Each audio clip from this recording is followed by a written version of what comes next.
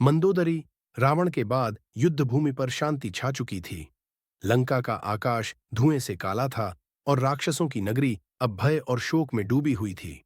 राजमहल के अंदर मंदोदरी विलाप करती हुई बैठी थीं। मंदोदरी का शोक मंदोदरी, आंखें आंसुओं से भरी।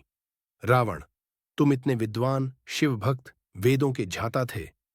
मैंने कितनी बार कहा था सीता को लौटा दो, पर तुम्हारा अहंकार तुम्हें ले डूबा। अब देखो, आज लंका विधवा हो गई है। उनकी आवाज में केवल एक पत्नी का शोक नहीं था, बल्कि एक रानी का दर्द भी था, जिसने अपने पति को खो दिया और राज्य को बिखरते देखा। राम का विचार उधर राजसभा में राम और विभीषण उपस्थित थे। लंका की प्रजा भयभीत और असमंजस में थी। राम गंभीर स्वर में, लंका को अब एक धर्मनिष्ठ शासक चाहिए। विभीषण, राजा बन चुके हैं, लेकिन राजमहल की गरिमा और प्रजा का विश्वास तब तक अधूरा रहेगा जब तक महारानी मंदोदरी का स्थान सुरक्षित न हो। विभीषण संकोच से, पर प्रभु, वह तो मेरे भाई की पत्नी थीं।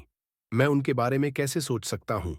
राम स्नेह और दृढ़ता से, विभीषण, यह विवाह तुम्हारे लिए केवल एक संबंध नहीं होगा, बल्कि धर्म और नीति की रक्षा का व्रत होगा।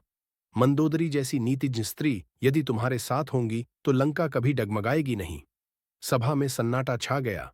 सब राम के निर्णय की गंभीरता समझ गए। मंदोदरी की स्वीकृति, मंदोदरी को बुलाया गया। वे गंभीर और शांत थीं। राम मृदु स्वर में, महारानी, आप धर्मनिष्ठा की प्रतिमूर्ति हैं। लंका की प्रजा आपको अपनी मां मानती है। यदि आप चाहें तो विभीषण के साथ विवाह कर इस राज्य की मर्यादा बनाए रखें। यह आपके त्याग और महानता का प्रतीक होगा। मंदोदरी धीरे धीरे आंखें झुकाकर, प्रभु राम, मेरे हृदय में अब भी रावण की स्मृतियां हैं, परंतु यदि यह विवाह लंका की भलाई के लिए आवश्यक है तो मैं इसे स्वीकार करती हूं। एक स्त्री का जीवन केवल उसका नहीं होता, वह समाज और प्रजा के लिए भी होता है। राम मुस्कुराकर, आपका निर्णय ही आपके महान चरित्र का प्रमाण है, महारानी। विवाह और नया आरंभ कुछ ही दिनों बाद लंका के राजमहल में मंगल ध्वनि गूंजी। मंत्रोच्चार और दीपमालाओं के बीच मंदोदरी और विभीषण का विवाह संपन्न हुआ। यह विवाह प्रेम का नहीं, बल्कि कर्तव्य और धर्म का बंधन था। विवाह के बाद समय बीता। विभीषण रामभक्ति और धर्मनिष्ठा से शासन करने लगे। मंदोदरी सभा में उनके साथ बैठकर नीतियों पर परामर्श देती। प्रजा उन्हें नए रूप में देखने लगी।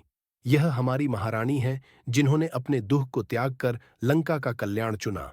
मंदोदरी मन ही मन, रावण, मैंने तुम्हें पति के रूप में खोया, पर आज मैं लंका की माता बनकर तुम्हारी लंका को संवार रही हूं।